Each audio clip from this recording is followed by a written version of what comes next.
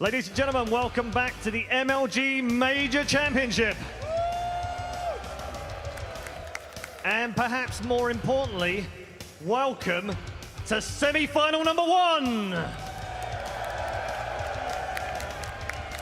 We have just 4 teams left now that can win a major. And what we do know now, of course, is there will be a brand new name as a major champion in Counter-Strike Global Offensive. Will it be American?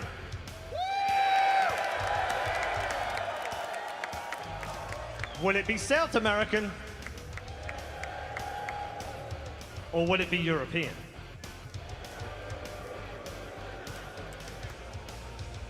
I feel like I kind of stepped into that a little there.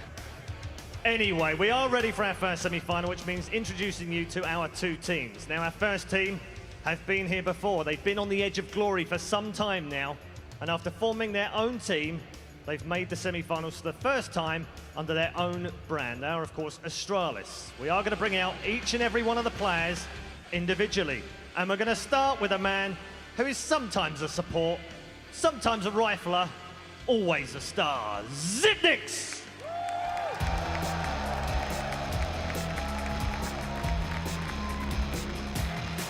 Next up, we have the captain, the leader, the main man, Carrigan.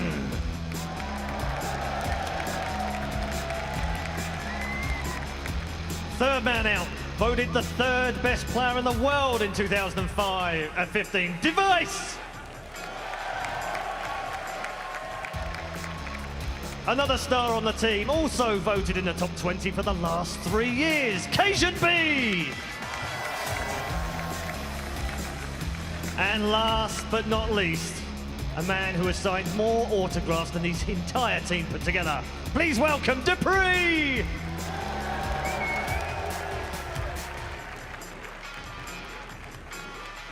Okay, 1 team out. Let's find out who they're playing. It is, of course, Natus Vincer, or Na'Vi as they're better known, the boys in yellow. And we'll start with the young star, the superstar in waiting, Flamey!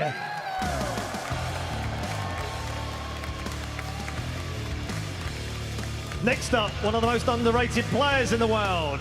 Please welcome Seized!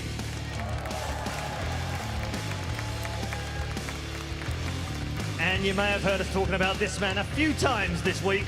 He is widely regarded as the #1 AWPer on the planet. Please welcome Guardian!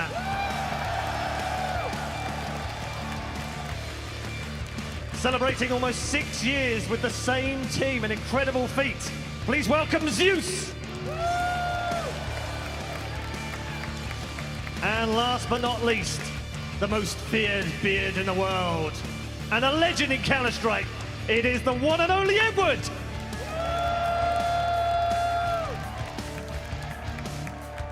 And with all the teams all set, we'll let them get set up and we'll get our final thoughts from Sir Scoots and the boys with the matter.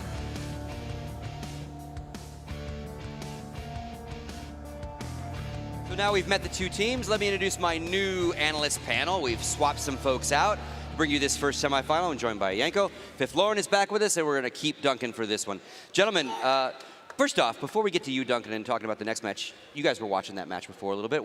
Just initial thoughts on what we just saw with VP and Luminosity. I mean, it was rather interesting. I didn't expect VP to take a map off of Luminosity, although the map pool in the end did favor them. But when you look at the score and how the remaining 2 maps worked out, it was pretty convincing for Luminosity. So now they have some time to rest and then play against Liquid in the second semifinal. Okay. Yeah, and one thing to notice that I learned this event, that you can never really count out VP. First map was obviously close, overtime. 2 other maps, like Yanko was saying, it was actually Luminosity all the way. It was just VP tried to grind back, just wasn't enough. All right, let's jump forward. Obviously, a first semifinal, very big. And these 2 teams have met before, and they tend to always play pretty close. So Duncan, let's kind of talk about that. Yeah, I mean, the thing about Na'Vi is I've hopped on this before, for example, when they were playing the NIP series. basically, you're never going to just slam Na'Vi. You're never just going to put them away completely. You'll never see a Na'Vi getting wrecked the way that Fnatic did yesterday by Astralis, where you're just getting run all over and they have no way to fight back. Even when they lose, it's going to be a close game. And that's part of because they're not only one of the best T-side teams, but they're phenomenal at grinding. And they're just so good on that tactical aspect that they're always going to get rounds in a game. So as a result, a team like Astralis, who've got very well-rounded, got talent at all the positions, they've got some of the best players per role at every single position you could want. You've got some of the best players of all time. I mean, like they were mentioning in the intros there by Red Eye, there's like 3 players in their team who get voted in the top 20 players in the world every year, basically. So they've got a phenomenal amount of talent. And so the thing with Astralis, I felt, is they're not really the team for me that have like the great heart to do the comebacks, like to grind in the way that Na'Vi does. So what usually happens when they tend to play is Astralis is one of the really sick front runners. If they get on you early and they get going, that's when people like Device don't feel any pressure. And then they just unleash their game, and they're obviously fantastically skilled players. Or they get you on a map that they're very good on. Now what happened then is Na'Vi grinds their way back into the game, they bide their time, they get Guardian going, and then when it gets to the pressure time, that's when usually, in the more recent time, Astralis has been unable to come through, and that's when Na'Vi's now winning, and that's not why Na'Vi basically was considered second only to Fnatic in the world. Now, in the past, actually, Na'Vi hadn't got all the pieces together the same way, Flamey hadn't emerged, Guardian was a bit more inconsistent, and so the Astralis guys used to be able to get the better of them. They were able to have enough good maps that they could win the series, but I feel like the dynamic has shifted a little bit. So if we're going to see an Astralis in the final, it's probably going to take some stellar play, the likes of which we saw yesterday. Of watching these two teams, coming into it, what kind of stands out to you so far from the MLG arena, and up until yesterday? For Astralis, just the game yesterday versus Fnatic, like Duncan was saying about them being in the front line, they have to actually have a good start. Otherwise, I mean, it's Device, right? He's supposed to be their star player. Dupree stepped up a little bit now, but if you don't have Device in the game, chances are you're going to end up losing it. And what we saw yesterday versus Fnatic is that when they were front running, Device was amazing. If they start on a bad foot, I don't see that happening. As for Na'Vi, I mean, Navi's always going to show up. You always have Guardian. He rarely has a bad game. I don't think I can mention 5 games in one hand that he has a bad game on this year. And then obviously Flamey being the second superstar of the team, C's very consistent. All around, very good players on both of these teams. And we've talked about it basically since we started the shows back in the MLG arena. Like, this Astralis always does well, but they have this curse of getting to the semifinals and then never being able to move forward. Kind of walk us through kind of their curse. I mean, the problem always has been with them that they're their own worst enemy, right? When they get to these semifinal games, sometimes they even have a good lead and everything, but something just doesn't click for them. They tend to choke, they tend to break under pressure, they lose the big advantage and just, fall out in the top 4, never seem to make it into the finals of a major, even though all the ingredients are there for them. They have the individual talent, they have a good approach to the game as well. So I think that the Astralis we're seeing here seems like a reinvigorated lineup in a sense, the fashion in which they beat Fnatic, it's now a different Astralis we're seeing here. And also, when you look at Navi's run towards the semifinals, they haven't really been properly tested so far. They had a first game against Cloud9 in the group stages, then a pretty dominating win against Virtus Pro, and the quarterfinal game against NIP, who was playing with a stand-in. So it is going to be interesting to see now against this motivated Astralis team, how are they going to fare up, because these teams in the past haven't played as much, but ever since the ending of last year, they played 10 maps, and it's 50-50 actually. So it has been really close generally between these two teams. And you mentioned Device a lot. We all do whenever we talk about it. We've got a nice little highlight package. Duncan, once that package rolls, kind of walk me through your thoughts on Device. Sure, yeah. I mean, he's someone where you want to talk about people who've been voted top players. This guy, basically, ever since he burst on the scene in 2013, has been kind of hailed as the new Danish star. He's the guy who's supposed to be. I always used to say, because they always had the combo, Device and Dupree, they were supposed to, because they were young stars, inherit that mantle of the Get Right and Forest. They were supposed to do that for their team, carry you as the star player, perform under pressure, win you the titles, and then, if you're the star player, you get the credit.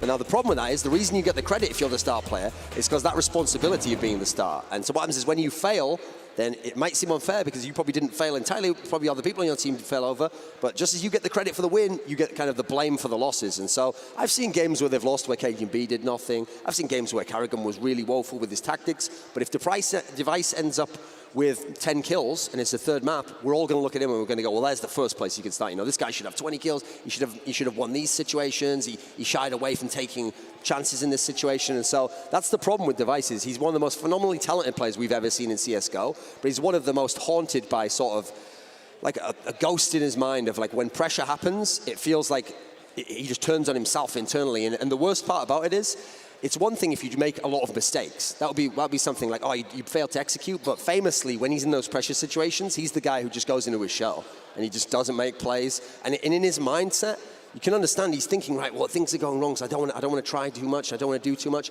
But as a result, he's not what his team needs, which is that star player. And instead, he's basically sort of sat around going like, oh, Cajun, can you take over for this game? Or maybe do pre-ul, come on. But the whole thing is the machine works best when he's doing what he's supposed to do. Doesn't always have to carry in terms of frags, but you watch the way he plays. He gets the hard kills. He's the main AWPer now for the team as well. He's really taken that responsibility over to alleviate some of Cajun B's problems. Something like Carrigan can just be a normal support player.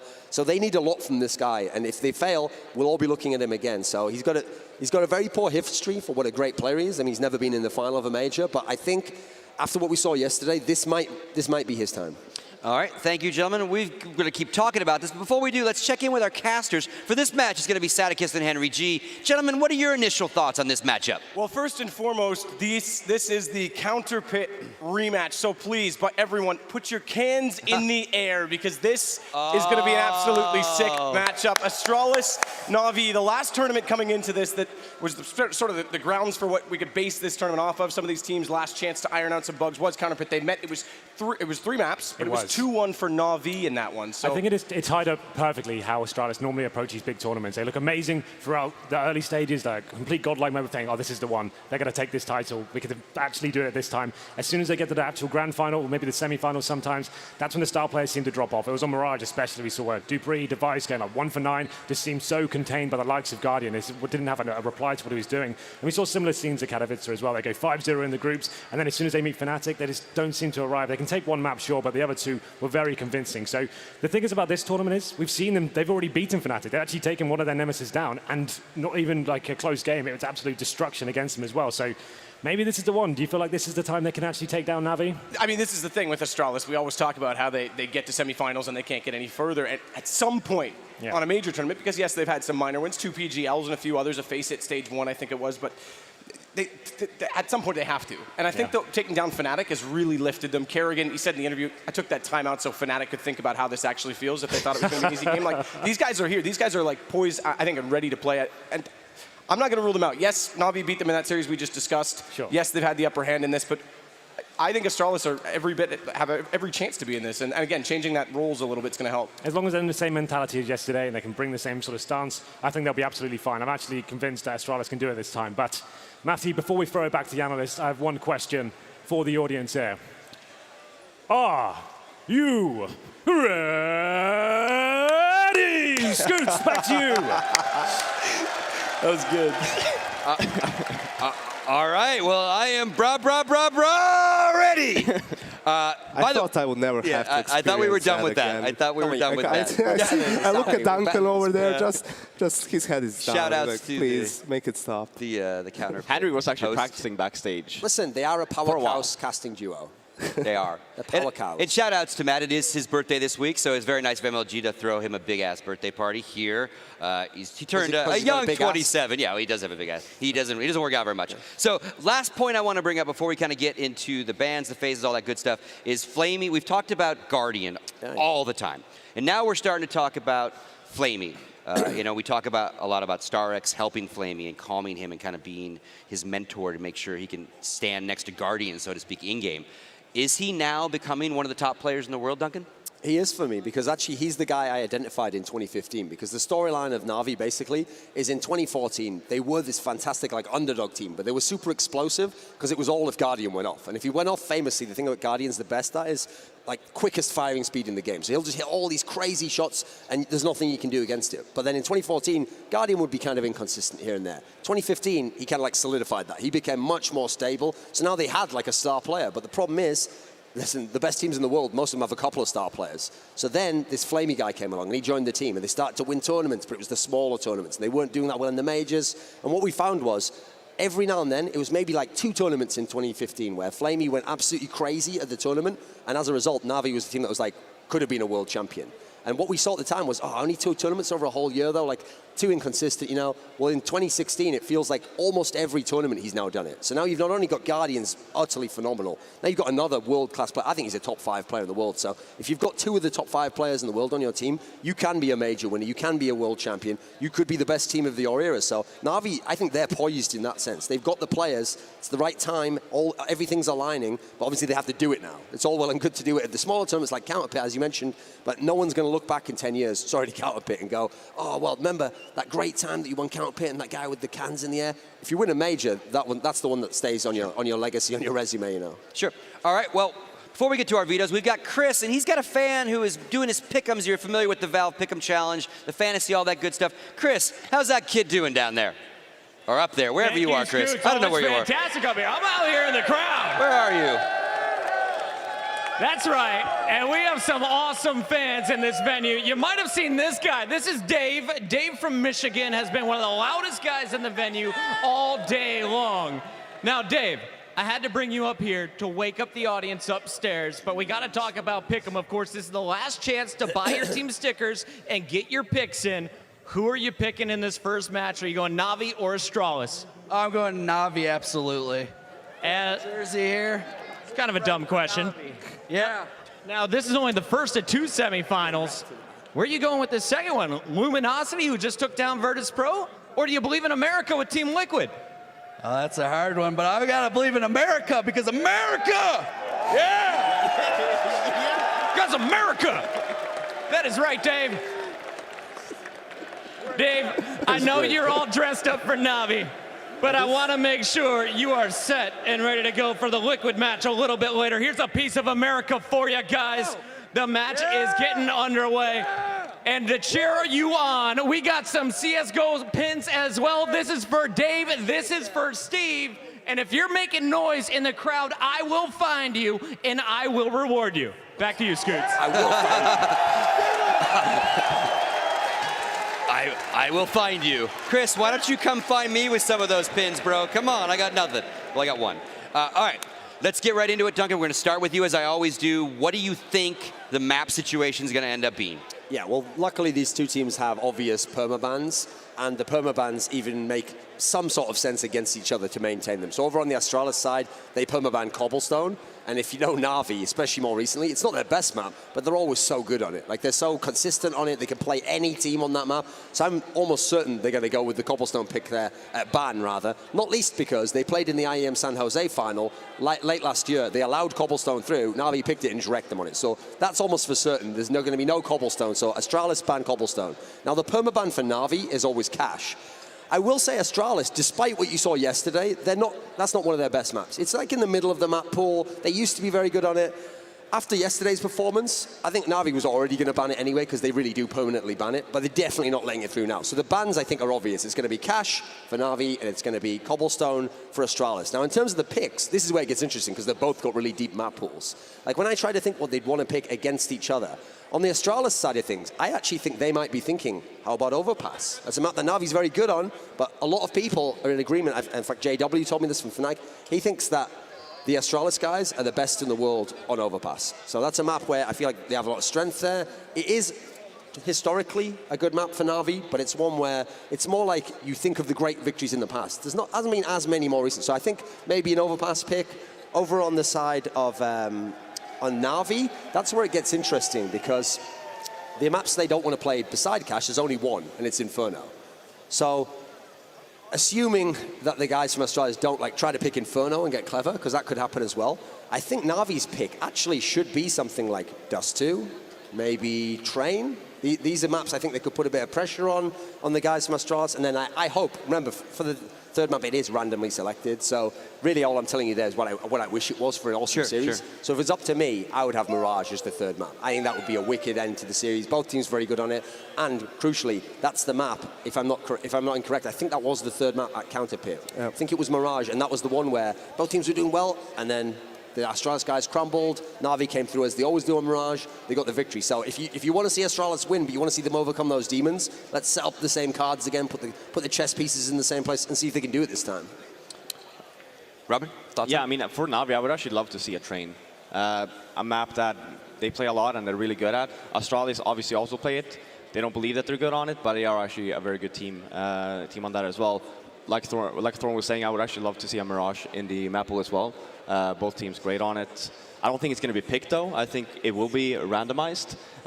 Dust 2, I think it's a little bit of a swinger for me, mainly because, I mean, that's the one map where you actually have the op show, right? You have KJB opping, you have device opping. On the other side, Guardian is one of his better maps. Sure. It might be a pick. For Astralis as well, I think I'm thinking Inferno. It would be nice if they really want to try and get on Navi's weak spot. I mean, the problem there is it's not like the best map for Astralis. So it's more like how confident they are. Because they're really confident, and yeah, let's pick a weak map for them.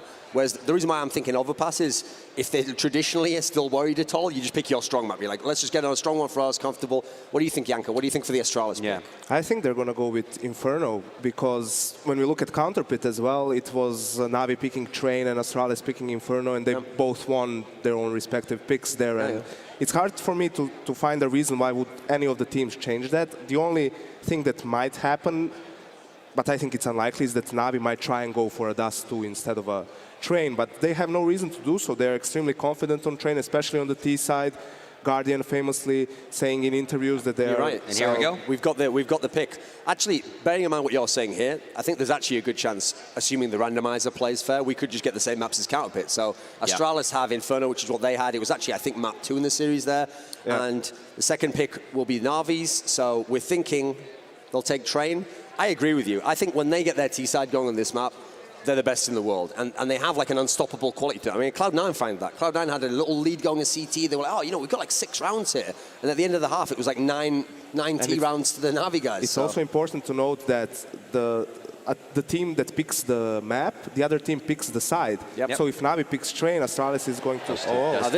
This throws a spanner in there because the thing is, I do think Dust 2 is fantastic for Navi, but interestingly, they don't play it that much because everyone bans it. Therefore, in a weird way, yeah, it might be very strong for you, but if you don't have the routine of playing actual pro matches on it, you're not as sick. Mirage is great for the third one. The thing about the Dust 2 pick, though, is this is where we're going to see what sort of Astralis this was. Because when they were TSM and before Cluj-Napoca happened, they were unreal on Dust 2. They really were the best team. They were better than Na'Vi, they were better than Envious, they were better than any of those teams. And part of it was, they essentially created the CT metagame of how you play that short area. And we know when Na'Vi are on the T side of Dust 2, they're always coming up short, they're always taking over that area. And the one time we ever saw them get smashed in the last few months was Dust 2 at Starladder against Fnatic. And that was because they were able to smash the catwalk area that we thought kind of had gone away because TSM had lost that meta. Yeah, well, that's the thing, though, because I think Na'Vi knows this as well, because Astralis plays very static on the seat side, especially around that long / A side area. KJB is always at the car area. Every single round, he's always there.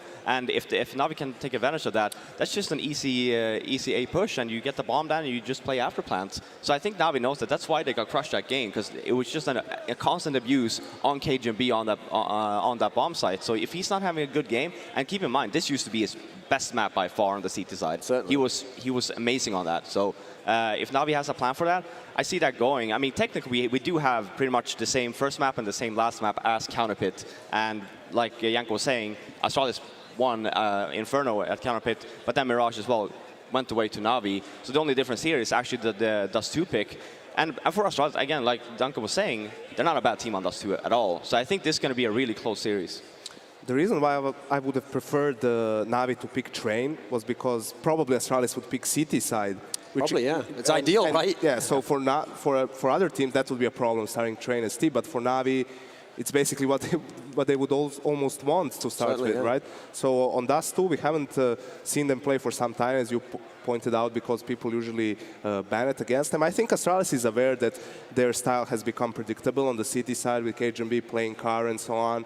And they have been trying to mix things up, but they have been struggling with it as well. So that's going to be interesting to see how they approach it in that Dust 2 game.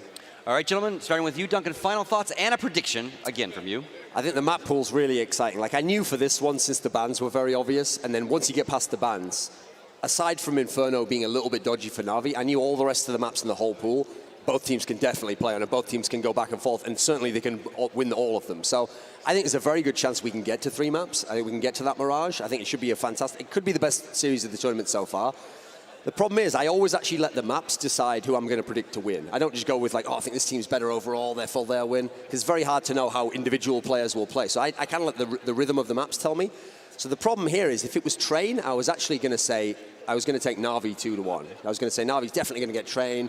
You know, if the Astralis guys pick something like Overpass or they try to get tricky, then they could win 2-0.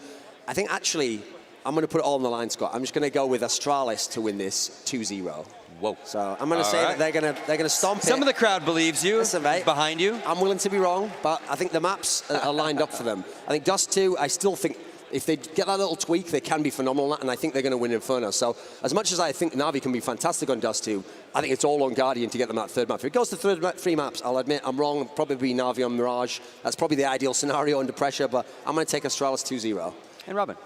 I think that after Na'Vi watched the Astralis vs Fnatic game yesterday, and they obviously prayed to someone higher up, and Astralis won, because Na'Vi has never beaten Fnatic in a best-of-3, ever. They're so happy. And then this is a team that they can beat, and they have beaten repeatedly. I see Na'Vi winning this 2-1. I think Astralis will take the first map, and then now we'll take the last two. I would have liked to see a custom map in the pool for Na'Vi, Train or Overpass. I think it would have given them a better chance, but I still have to go with, I agree with Robin that probably Astralis is going to win Inferno, but that Na'Vi is going to pull back and that we're going to get that Na'Vi LG Grand Final. All right, thank you very much, gentlemen. That's going to do it for us in this segment. We're going to take a quick commercial break, but when we come back, Staticus and Henry G are going to bring you our first map of this semifinals here at the MLG Major Championships.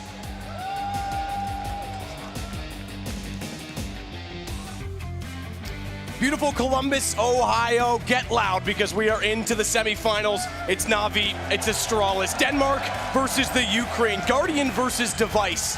And already I can tell this game is going to be insanely exciting. I can't wait for this. The map pool looks amazing. I can't really call which way it's going to go. If Astralis can bring the form they brought yesterday against Fnatic, I feel like they can do it. I kind of agree with Duncan. I can see this being a 2-0. I heavily favor Inferno going towards them, but if it does get to the third map, I'm not so sure. That's when it gets a little bit interesting here, but I'd love to see Astralis take this. It's been such a long time since we've seen him in this kind of form and replicate it all the way to the final.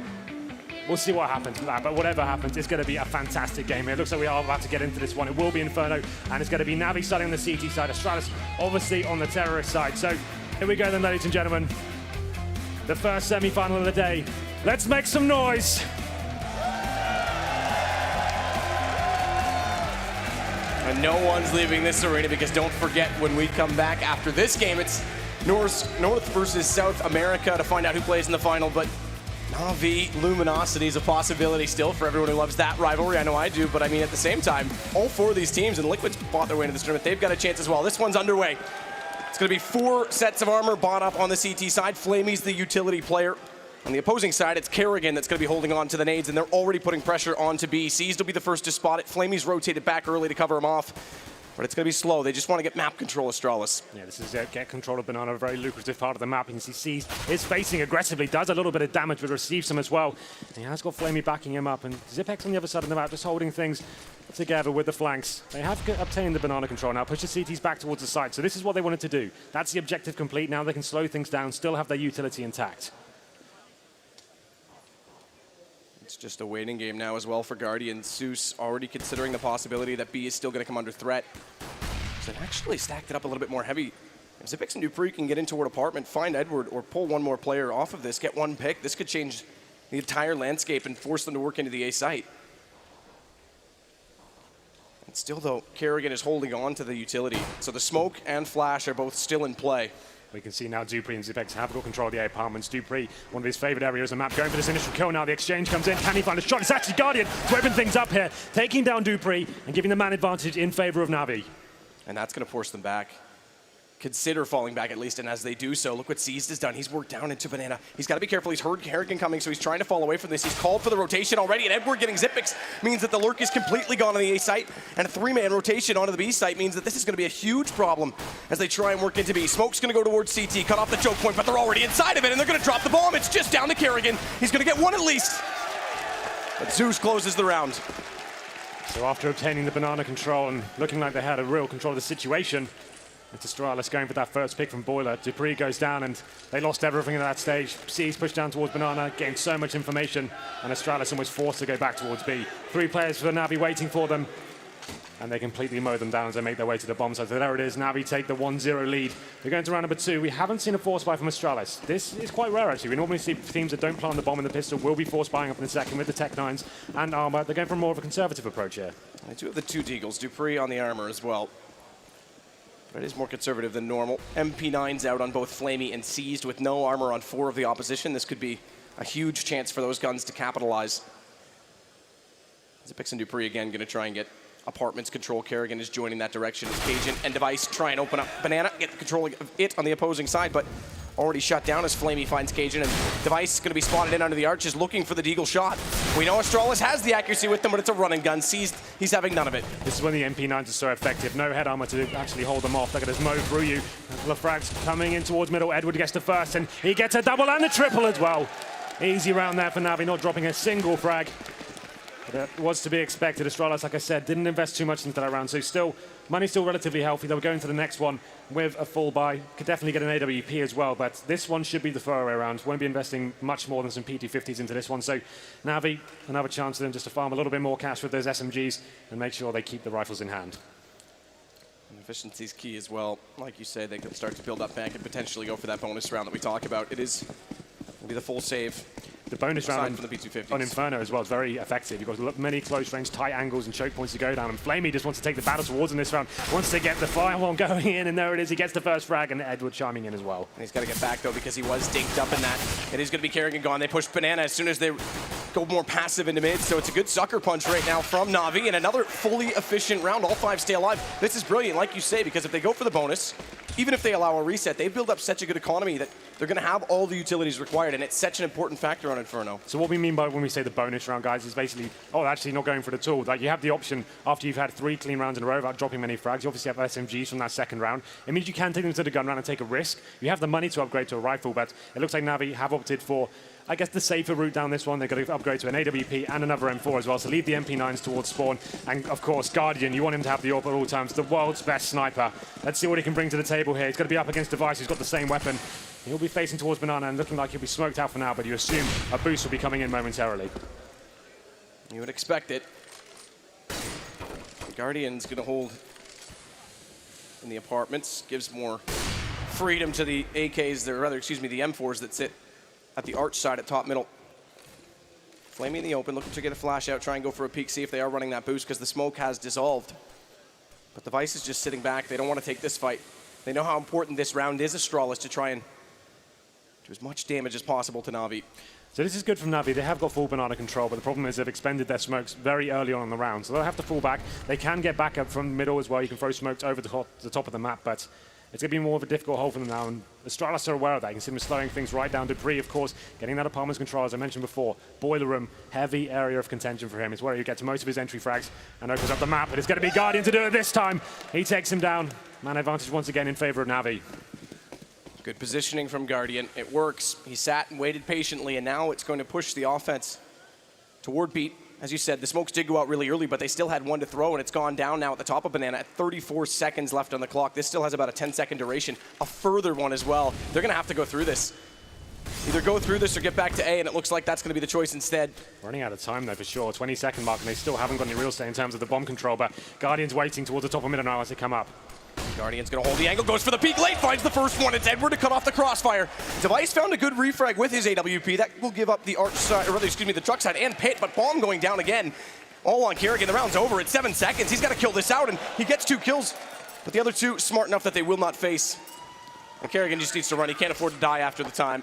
Well, he makes it expensive, at least, for Navi, taking down 3 players towards the end, but Navi played that so perfectly. That final smoke they chucked down towards the top of Banana with 30 seconds remaining, like he said, it was do or die time at that point. They either run through it and hope for the best, or they force themselves back towards middle, which is the option they went for. But you saw Guardian just so ready for him. Such a simple shot. They've got no time really to actually execute efficiently and make sure they're covering all the angles. Run up and hope for the best. Guardian gets the first pick and the bomb taken down as well. Flawless round for them.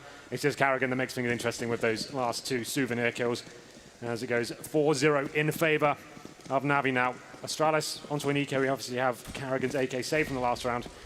Can definitely do something with that, but it's going to be a challenging round for sure.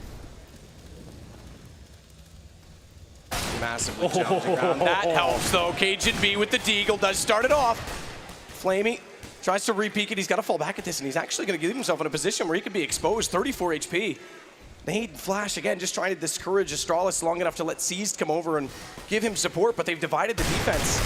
And that AK is still on the A site. It's going to try and go out of Boiler. Kerrigan, he's just buying his time, goes for the peek, the jump, the bait, but Seized is very smart. He gets in behind the pillar. They can't try and set the crossfire. It is going to be gathered, though. And now it's just on Edward. He's got pit control. Such a strong position to be in. Device, he walks in, gets a headshot. Finally, it's answered. And now they get a bomb plant at the very least out of this. Edward with 4 kills. It's going to be a 2-on-1 round. Should be safe here for the CTs, but Dupree definitely sells a shout in this. 36 HP and the incendiary drop.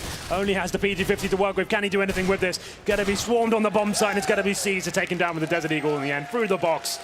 But there it was, Astralis. It was Cajun B to open things up with a lovely Desert Eagle headshot towards B. That made things very interesting. Peeled away a CT, that was in the form of Seized towards Banana, and that was our ideal opportunity to go back towards middle. Had it not been for Edward stepping up so massively from the truck side, could have been a round going in favor of Astralis. Wasn't meant to be this time. And it goes 5-0 as we enter round number 6. Astralis, after getting the plant, definitely have ample cash here going into this one. Going to have the AWP back out on device. I mean, that's the big thing. Ample cash, yes, with the full bonus plus the bomb plant, but there's still decent money built up on Na'Vi, despite making the last 2 rounds quite close. So that just goes to show you how good of a start they really had in this game.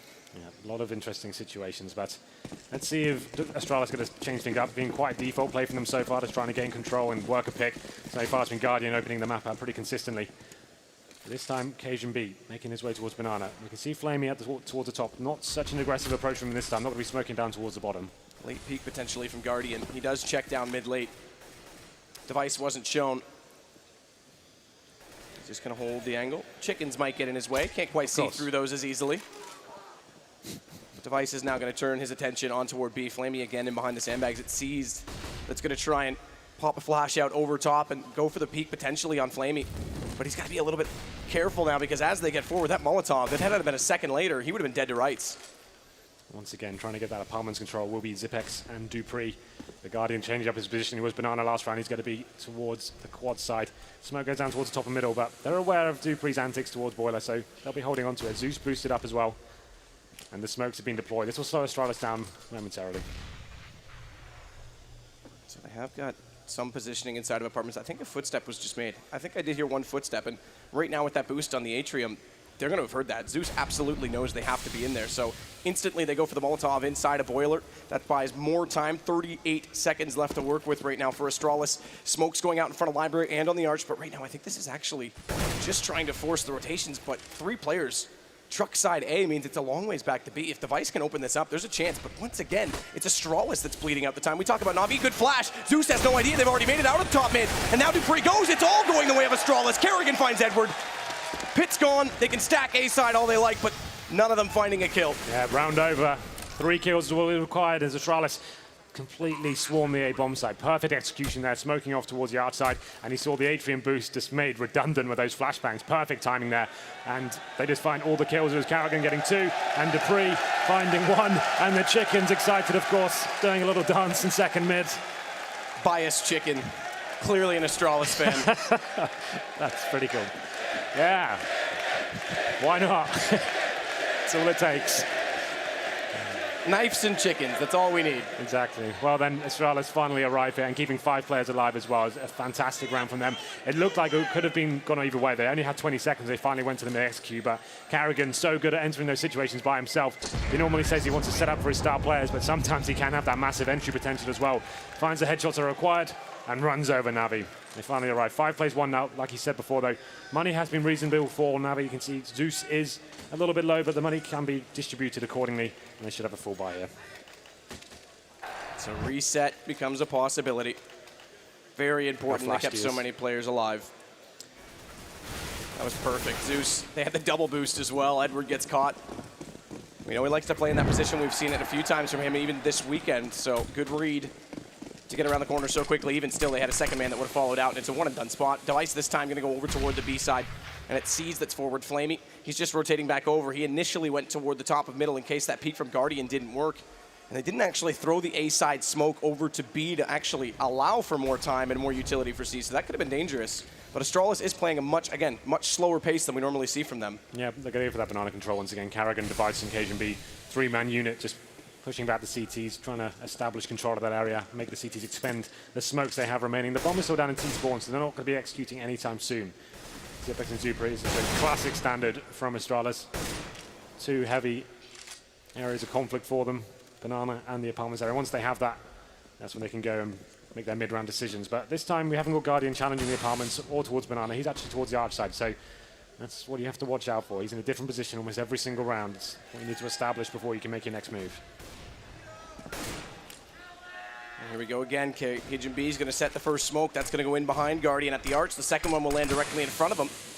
And Guardian's going to fall away from that position immediately, go more passive on the archway side, go to Library, try and hold off and help Edward right now in apartments, but that gives up the top of middle to both Dupree and Kerrigan. They're going to try and go again. 1-2 punch. Kerrigan's going to distract it. Dupree's going to wait for his moment. Xyp9x is going to pop out of apartments at the same time. They go, and it works. Both of them get an entry kill. It's perfect again from Astralis. And it's Dupree to find Guardian. He just waited until he was pushed back. So nice. That's just beautiful CS from Astralis. Getting the map control first, knowing exactly where they want to execute, on which side of the map, going towards quad once again this side, and it's an almost identical round to what we saw before. A different stack from Navi here, more coordinated towards the bomb side, but the result's exactly the same. Astralis finding those first 3 kills unreturned, and Seized and Flamey just left on the other side of the map, looking at 6s and 7s here, but what can you do? 5-on-2, and this time Astralis can justify going on the hunt. The money's a little bit stronger, and they know they can start to break Navi at this point. This is perfect situation. That Hello. nearly gets shown. Here it is. Let's go. The boost prevails. And now Deceased cowering towards Banana. He will be taken down as well. Lovely stuff there from Astralis. We'll have a look at the money for Navi. They're definitely going to be unique in this round. They could force by be very weak indeed. Back-to-back, no one dying as well for Astralis on those rounds means they're up toward 10K already. That's excited. Huge. That's so massive that they're able to pull those rounds off in that fashion. Yeah, really, really nice stuff from them. Just like I said, textbook Counter-Strike. Are we going to round number 8? Navi will indeed be on an eco here. Just Sees investing in the Desert Eagle and body armor as well. He had a little bit more cash than the other guys. Guardian has got 3,200, so definitely has the AWP next round. We'll see what he can do as we go into this one. Cajun B is going to get Seized immediately inside of Banana. And this is a 4-man stack onto the A side, so that's given up. Cajun and Device, if they start to work that direction, they can start to find this information. They won't even need to confront, which once again means an efficient round from Astralis. They could stay 4 alive. Astralis isn't going to care in this because this is going to put them up towards 15K. At this point, they're just waiting for the CTs to make the next mistake here.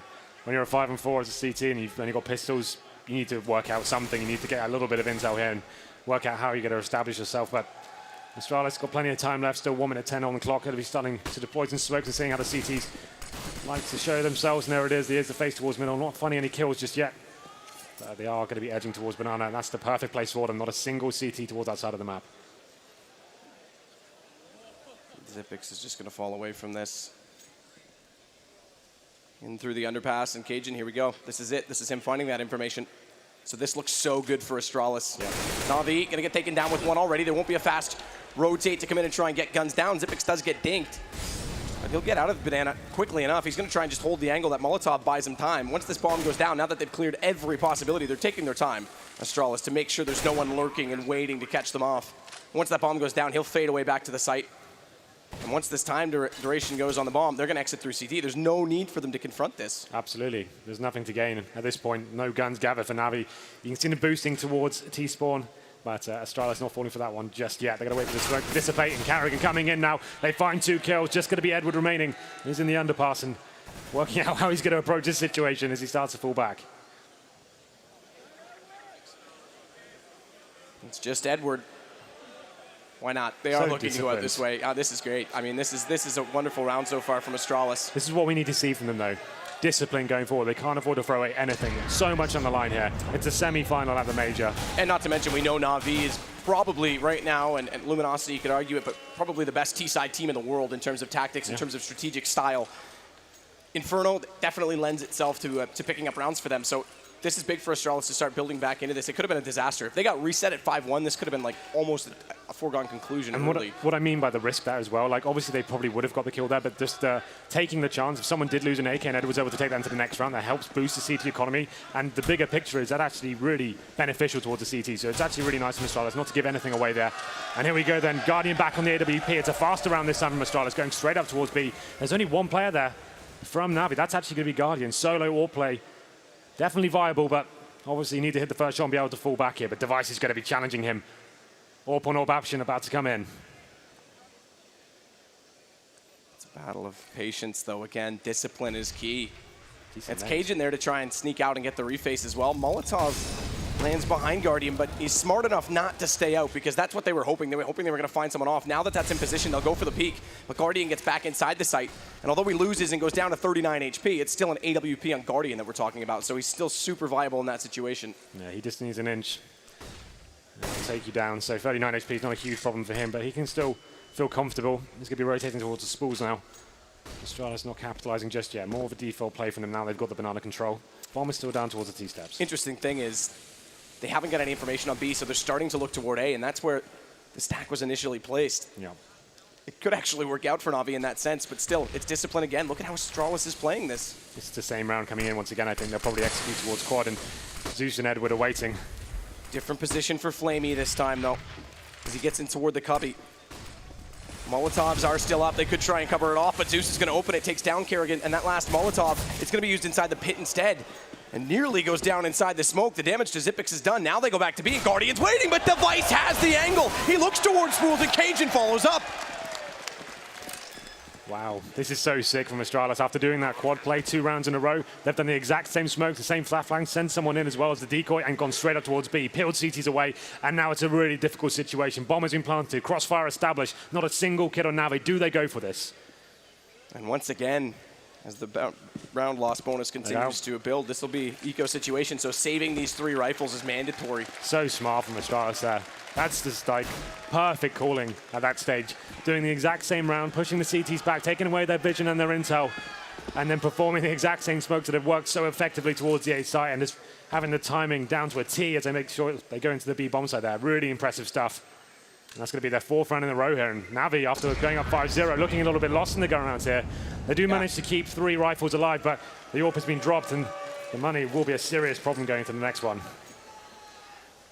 It's a good point. I mean, they can't get to Guardian's AWP. Even if they can get that up, we know what an impact it can have. And with 2 guns beside it, 2 other rifles that would have been saved, it might have been viable. But they're going to force up as much as they can around this. Guardian goes to a UMP. Oh, God. It's obviously a weapon we've seen a lot recently in the current meta. It's obviously viable in gun rounds, but would you rather have Guardian on, a UMP or the weapon he's the world's best at?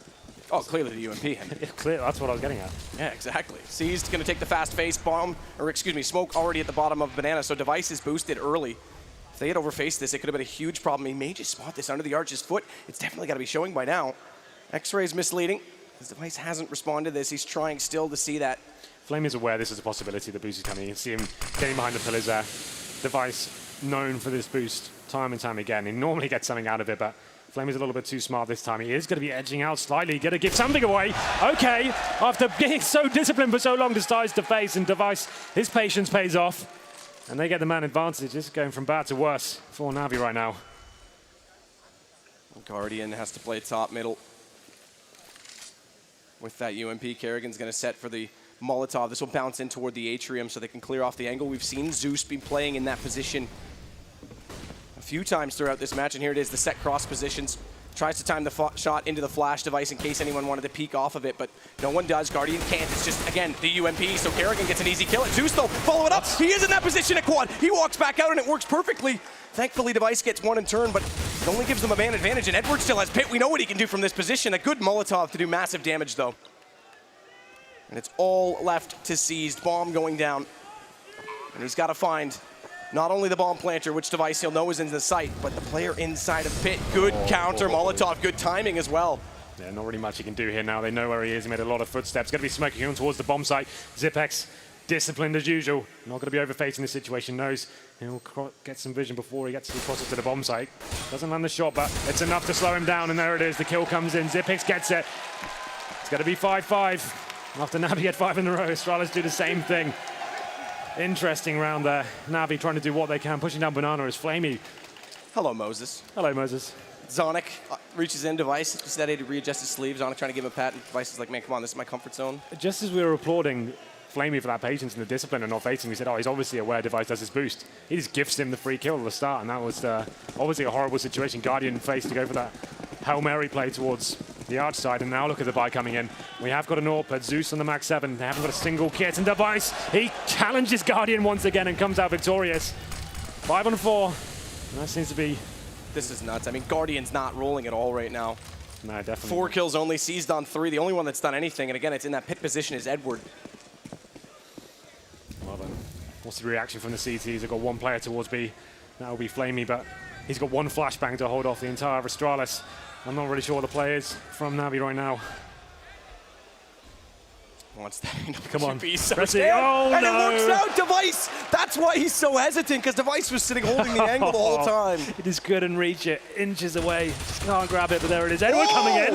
Double kill.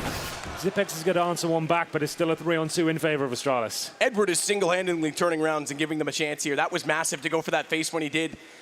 Shotgun into Zipex puts him down onto 8 HP as well, so Edward has a chance to find a 3rd kill in this. Still 100 HP on both he and Flamey. No kits, though. But Flamey is inside the B side. If he can stay alive here, if he can avoid detection, he can do an excellent job. And there it is. Edward gets that weakened player, so now they have to go toward this B site. Molotovs are up, but they're not going to use them. They're not going to use them like Luminosity do toward Oranges 1 and 2. And that becomes a bit of an issue because they have to check it. They do try and go toward Emo, but Flamey walks out. It's perfect. Beautiful stuff there from Flamey. Didn't have any utility to work with. This went for raw aim and did it deliver. 2 headshots as they made their way in, and that looked like a round Astralis had tied up. Getting that first pick on the Guardian once again. It's Edward the saves and finding 3 kills, and the play from Flamey at the end seals the deal. Lovely stuff from them, and finally they're back in this game, but they're not out of the woods just yet, Matt. That's the reset coming in, and they actually survived that round of 2 players, so there's not quite enough to actually have a full buy in this round. And if they were to lose it, it's going to mean almost certainly a double eco going into the next. That's a scary, scary thought. So the start they had starts to save them in some sense if they have any chance in this Device. This time not going to go for the boost. He's going to get more aggressive, try and hold the angle toward Carr. There's no AWP once more out on Navi's side, and Device finds the shot on Flamey to start things off. Device really coming to life here on Inferno. He does find the first pick once again. It's going to be 2 players still towards B. Zeus and Flamey holding strong. I say Flamey, he's dead. It's seized with him. It's still a 5-on-4, and they're trying to reclaim the banana here. Need to get a kill back. Dupree's going to lurk up as well right now. He has the bomb, but still on the A site, just to make note of it, is Zipex holding down the apartment area so they can keep some control and try and give them an option late. And this is aggressive, this boost above the smoke. Oh, he didn't quite see it. Now he took back, and he's going to be carrying him with no idea he's there. Now they can pull back. They've got the man advantage. Like they've rectified the situation, so that's what they had to do. Up against the ropes now. 1 smoke and 2 flashbangs. As Astralis try to work out how they approach this next situation. Looking like a B play coming in as we hit the 45-second mark.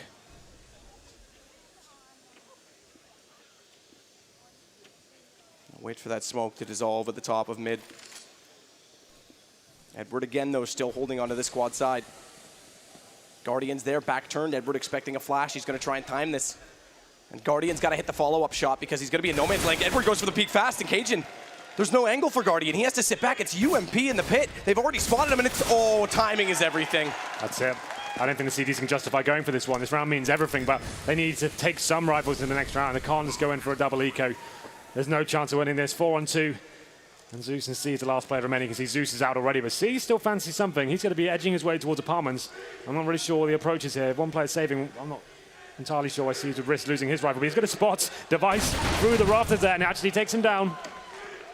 So he gets something out of it at least, $300, but I'm not sure that was worth it. He's going to try and get in toward Boiler as well. See if there's anything else to grab, any utility on the corpses as he checks them inside of Boiler. But that's going to be it. They're not going to get any more from this. Zipex with enough HP, he can go to the corner, stay alive in that position, and the other 2, they'll get out through CT because they've got the information. Navi's not there. Late charge here from Zeus. He's trying to pick up anything they can. There's actually a confrontation, but no one's dead yet. No one's dead yet. Zeus gets away, so he didn't miss anything. He got the AWP. Oh, he did too. You're right. That's huge. So that is huge. I've always said it. No matter what his teammates have in terms of weaponry, if you've got Guardian AWP, some crazy stuff can go down, Matt. That's actually a really impressive play towards the end there. They knew what the AWP was. It was a high-risk maneuver, but it paid off. Now this round becomes interesting. Zipex was the only one that was there. You could hear the gunfire, so you're dead right. He got to that AWP, and now Guardian's on it, but how's the play? Because every time he's faced middle, he's been taken down. He's been losing the battle with Device. It was a little bit late this time getting there. He goes through the smoke. They're pushing up aggressively, and Device wins it again. Guardian's down, but watch Zeus. He's not detected. Does spot up Cajun, does damage, but now he's in the open, and Kerrigan's going to turn around and find him. Yeah, Really good communication there from Astralis, and Device once again opening up the map. We say it was Guardian that was going to dominate with that ult, but so far it's been Device time and time again winning the duel. Edward currently sat on 16 frags. He's saving them in all these dire situations. But this round he's only got a 5-7, so it's going to come down to Seized and Flamey. They've got the rifles, but it's still a 4-3 in favor of Astralis.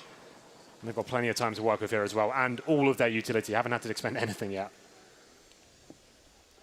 And the CTs, just a note, have 1 HE remaining to hold them off. Whatever that's worth. Yep, if anything. It's Edward that's holding it 5-7 for him. Bomb inside of the apartments, 50 seconds. They've got lots of time to still evaluate the map. But Device and Dupree are coming back up middle. Need to watch for Seized in this position. Seized got a chance. There it is. The MVP on this map, the chicken, but Seized not going to peek on this. Smoke goes off in front of him. He can actually sit behind that, but that does reveal the fact that Astralis are all going to go toward the truck side of this, and Edward again inside pit, but he has no rifle this time. He's already smoked off, spotted, has to fall back. Molotov's out. Xyp9x is using it perfectly. Every time he comes out of apartments, he's forcing Edward to relocate, and that's going to allow him to get the kill.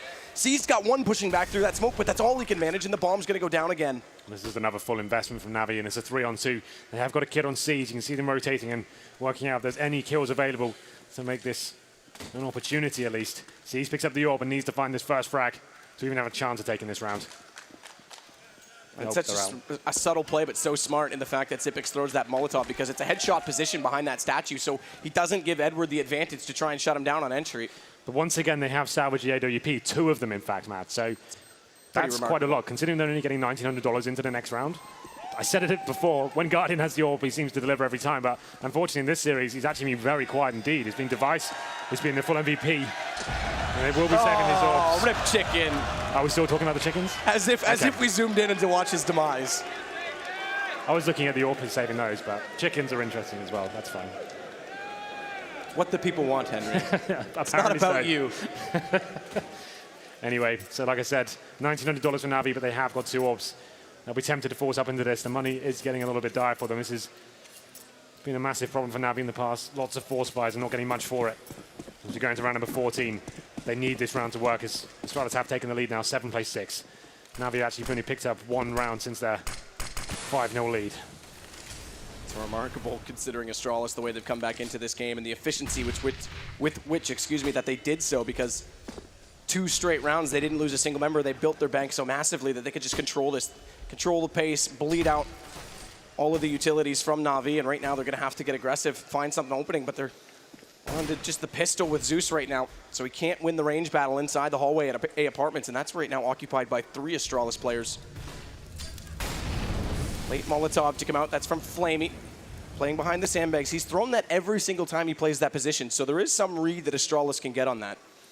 Well, so far, they are just going to be holding towards second mid. This looks like more of an execute-based play with the smokes. Device just holding towards B. With the AWP, seeing if anyone will challenge him. Being very patient, though. We have got an orb towards outside of the map for the CTs, but they're not going to be facing just yet. Seized is just desperate for that angle to work. It's Guardian that's toward Library, so it is a passive hold on the A site. Try and give these pistols a chance, namely the one that's on to Zeus. He's going to stay inside the smoke. He wants this close angle with Xyp9x, who once again is going to throw that Molotov, but it's going to be confronted by 2. And Edwards changed his angle away from pit rather than inside of it this time, so it is a slight curveball. It's Kerrigan to drop first. Edwards got it because of the change, but look at Device. Immediately on B, takes down Flamey, and the bomb's gone in. The rotation came early. They sold this perfectly, and Dupree's position's even better. Guardian's gone. That's so perfectly played. Dupree gets another one as well. It's another long con here as they fake towards the A side. Perfect smoke, so much attention granted towards them. And Cajun being Device just capitalized towards B. It's Device to open up the V side again with the AWP, and Device with Dupree, in such perfect positioning in that arch area. Takes down 2. Xyp9x finds Zeus as well, and that's going to bring Astralis in towards an 8-6 lead as we go into round number 15. Zeus does find 1, but now they know where he is. He definitely wants to save the AWP. 2 players remaining. I'm sure Xyp9x will be on the hunt here, but let's see what Cajun B can do as well. What are we shouting? Apparently the old organization by which Astralis used to play. That's changed, guys. Yeah, that doesn't work anymore. Why not? The players decided to be businessmen as well, and they are taking care of business right now. Another round's going to go their way.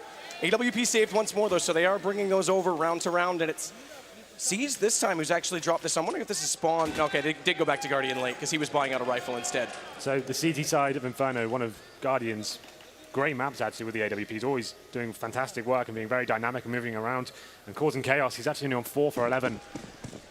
Quietest game he's had this whole tournament, I have to say, so far. It's Device just handling him every single time. And now we go to the final round of the half. UMPs, Max 7s, Famases, and they have got the AWP though.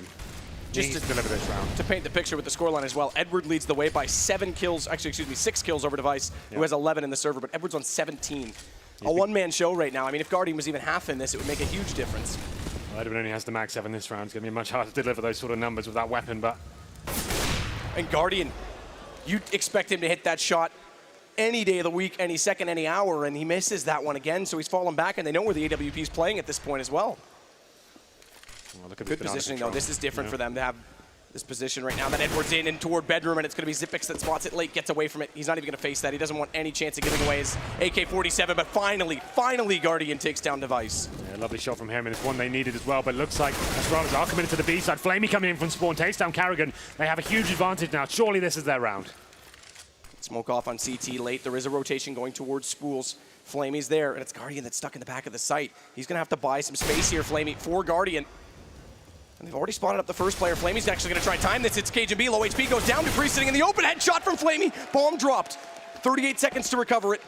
But it's just Xyp9x remaining. Yeah, 5 kills to find as well. Guardian finally doing something here on the final round. Lovely shot into Device. And then at that point, once you have that man advantage, you can fall back. Astralis trying to force the situation, but it's Flamey going absolutely huge. Xyp9x making things interesting at the end, but redundant overall as it's the last round. 8 plays 7 for Astralis in the first half of the terrorist side. After going down 5-0, Matt, you have to say it's a very impressive comeback indeed. And that's one of the most disciplined and strategic-oriented halves I've ever seen from Astralis, not only on Inferno, but ever. The patience that they played with is something that we've not seen from them. The discipline they had, how they were bleeding out time, bleeding out utilities, and utilizing smokes was that was something else from Astralis. That was an absolute mastermind set of calling from Astralis there. Their quad executions were just perfect. It worked like 2 or 3 times, and then the fakes they were chucking in as well in the mix. Navi just had no idea what was going on. They took the bait every single time. Just working as a pack, great smokes, great flashbangs, and making sure the entry frags are working effectively. Carrigan stepping up in a lot of those situations as well, and making chaos happen when the fakes are coming in. Dupree with great positioning and holding off the flanks in the fakes as well. Just a really nice half a counter-strike from them. Just textbook stuff, and this is a prime example right now of that initial quad take. Just look how controlled it is, so methodical. So sick. I mean, Carrigan's the guy behind the reins of calls, and again, I have to iterate, that was just such a good half of Counter-Strike. And as we said, Na'Vi, yes, okay, they've got 7 rounds to work, or excuse me, 7 rounds to work with. Going onto the T side, we know that they're capable of accumulating rounds, so this isn't done yet. If they can get the pistol, get rolling, it's the same effect the other direction, but Astralis have done such a good job, and now we know their T side, or excuse me, their CT rather, they get tripped up on which team's which right now, but is actually quite dynamic, and they can actually play. So another map where, yes, Device has gone back to be the primary op, but they can run a double op setup. Sure. They can 3-man on B for the fast pick and then rotate. They've got lots of different approaches that they like to take out of spawn and try and get that first pick early, to get that aggression early on the CT side. It's looking like we are getting into the second half. We can still hear the chants of the chicken, of course. I'm sure he'll be making an appearance a few more times. There's definitely an overabundance of chickens on Inferno, for whatever reason. Well, we are getting to the second half now. We'll have a look at the buys coming in for both teams. Navi desperately need this pistol just to revitalize themselves, and Guardian needs to come to life here. But here we go. 3 sets of armor so far for Navi. Sees on the utility play. He's going to have the smoke grenade and 2 flashbangs. And Flamey yet to buy. He's keeping the $800 for now. There it is. The armor does come in. So 4 sets of armor. That, to me, suggests either a fast mid play or going straight towards Banana and smoking spawn. And just to talk about the coaching role, you see Zonic there with a flip book of pages and notes, counter-stratting. That's where they come in. That's where coaches are so viable. They've got so much time to analyze, and we'll see what they've got planned. But Guardian right now has got the first pick. Edward and Guardian together just absolutely mow down the 3-man stack that's inside Banana. Just a full-on rush B. Why not? And there's actually 3 players from Astralis stacked up there as well. It's Zeus to find the 4th. Just Xyp9x wondering what in God's name just happened to them. And it's the B rush that prevails. No damage really inflicted, but there it is. The first kill comes in for the CT. He's taking out Edward with the headshot. At this point, he's just trying to farm a little bit of cash here, Xyp9x. He's just going to try and hold this out, but he's surrounded, completely surrounded. Nice, through maybe. CT, they're trying it, They want that extra 1,500. It nearly costs them dearly, but they get him down in the end with the pistol. Well then, it's a very simple one, but sometimes they're the most effective strategies. 4 players rushing B and just finding those kills. 3 players from Astralis just didn't make anything happen. They got their heads ripped off, and Guardian found 2. As we're going to the second round here, 3 AKs and 2 UMPs for Navi, and no force buy from Astralis, but they have got an incendiary and 4 HE grenades. You do have the option to nade down the top of middle at the very start, or you can go towards Banana and do 4 nades and try and do a massive amount of damage. Considering that's where Navi went last round, that could be viable. And it's looking like 4 players stacked towards B for Astralis. First kill coming in from Edward, taking down Carrigan. But the HEs do come over the top of the back wall of B, and they don't actually do too much. Seas has gone down to 6 HP, but they haven't found a kill from it. Now, A bomb site is open. They would have saw that all those nades flew over, and of course, that gives away where the CT positions are. Okay. Ooh. It's all good. It's all fine. Little blue screen error, that's fine. Perhaps a blue screen error from Astralis' CT start because they've given up that round, as you say, and it's a single UMP that's going to be picked up, though. That's in the hands of Xyp9x. We'll see if he can do some damage with this. This is actually smarter. He's going to fade away immediately rather than trying to drop rifles. He'll save this gun because, as mentioned, the CTs, they can't afford to force in nearly as much early on. So this will give him a bit more arsenal coming into the third round. Yeah, they'll just be trying to defend Xyp9x as he makes his way to the B side. It's going to turtle up and save the UMP. The other CTs, on the other hand, just have 5.7s and PT50s. They can justify getting in some sneaky positions and seeing if they can find one of the rifles they see. It's a little bit audacious when he has 6 HP. And an AK in hand, I'll just be hiding in the apartments rather than him. That's exactly why. As he gets dropped, you can see now the team's reacting, trying to make sure they deny that AK being picked up. And may just get there in time. Device limited inside the kitchen. Crucially, though, Xyp9x does stay alive with that UMP. Where do you play a single UMP on Inferno? Yes, you mentioned there's tight choke points, but where is it going to be viable in a situation where they're going to try and look for it, knowing that it's been picked up? You could do a crossfire towards the cubby at Arch and have someone trying to bait you in, and like you just come and explode out, and you have a flashbang or a smoke to kind of hide you in. Like, there's not many options. It's not like he's going to set the world on fire with that weapon, but if you can find a kill and maybe pick up an AK, could get interesting, I guess. Let's see where Xyp9x decides to go. He'll be going towards B, and he could go towards sandbags or the tight left angle. We'll see what he decides to do. Actually getting a little bit aggressive here. Chuck the smoke down towards the bottom, so maybe he wants to push with this. And it is Carrigan and Xyp9x that are looking to be the players back on the B site. They did try to bring, again, in all this reshuffling that they were doing, Device and Dupree to play those positions, but Carrigan and Xyp9x are just so good at it. Device goes down early. That's the MAC-10 kill. Dupree spotted up inside Boiler, and Xyp9x has brought that UMP back over, but it's spotted by Edward immediately, who turns around and takes down Cajun B, so he's building up money. 3 kills on that MAC-10. It's pretty simple round here. Technical stuff from Navi. They take all 5 frags without dropping a single one. Edward farming a lot of cash at the MAC-10 there. 3 kills with him. And we go into round number 19 here. The buy comes in for Astralis. AWP on Device, of course. No AWP yet for Navi. They could actually buy one and upgrade that MAC-10. Swap weapons with Guardian. I would say that would be pretty viable at this stage, considering the situation of the game. But they're going for that bonus round, what we discussed before. Keeping an SMG and trying to keep the cash as strong as possible for the terrorist side. Can be very beneficial in the bigger picture of the game. The Device now won't have anyone challenging him in terms of sniper battles. Xyp9x is going to be solo in B right now. They're putting a lot of pressure onto it as well. Na'Vi, we talk about their clinical slow pace. They're actually looking quite quick right now, and Xyp9x is going to get caught right now. He's got to get back into the site, but there's no way to do it. The crossfire and the angle's held. It's flaming to take him down. The rotation from Dupree. It's just barely going to get here in time, because if a smoke came out, he would have had to rotate through spools, and it would have given the entry, but they're still going on this. Kerrigan's just coming in late. Good shot from Dupree. Gets to Orange's 1 and finds the first kill. Not overcommitting as well. Gets 1 frag and slows Navi right down. They've had to readjust himself, but look at Seas on the other side. He could catch Device out here. This frag's going to be huge, and it's Device with a headshot as well. What a shot that was. 4 on 2 now, and Guardian and Edward making their way towards middle, but they're going to be calculated and try and work out where the next CT lies. That's going to be Cajun B up in apartments. Agent B, he just walks them in. Guardian gets spotted, takes down Edward. Bomb was dropped. There was no chance for Na'Vi in that one. Device is sick. That was such a sick shot, you're right. It looked like he was caught out of position there, but look at this reaction. In fact, he lands a headshot as well. Good night, Seas. 10 plays 9 now. Astralis bounce back in the second half. But money's still strong, like as I mentioned before. Navi, with that bonus round, have plenty of cash, and now Guardian does have the AWP. So this is the first real gun round going into this one. Guardian has to use this AWP. This is when he has to come alive. A little bit early to mid. He's got their Device, goes for the fast peek, but immediately falls back. He doesn't want to face this. He won it on the T side. Doesn't want to make the same mistake that Guardian did by overcommitting to it. Xyp9x again going to play forward solo on this B site, so he needs to be a little bit careful. Thankfully for his sake, last time they took a bit of time to take him down to get that refrag. Otherwise, as I said, those rotations from Dupree, it wouldn't have been there, and he wouldn't have been inside of Orange's 1 when we saw him make that play. So there's 4 aggressive A strat off the start. They need to be careful and weigh it out accordingly. If Na'Vi catch on, it could be problems. Smokes out, though. Seized is going to wait toward the car. Xyp9x and Kerrigan both forced back inside the B site. We haven't seen Astralis throw that deep banana smoke that they were known for about 4 to 5 months ago, so they have definitely changed things up despite using the same 2 players in that position.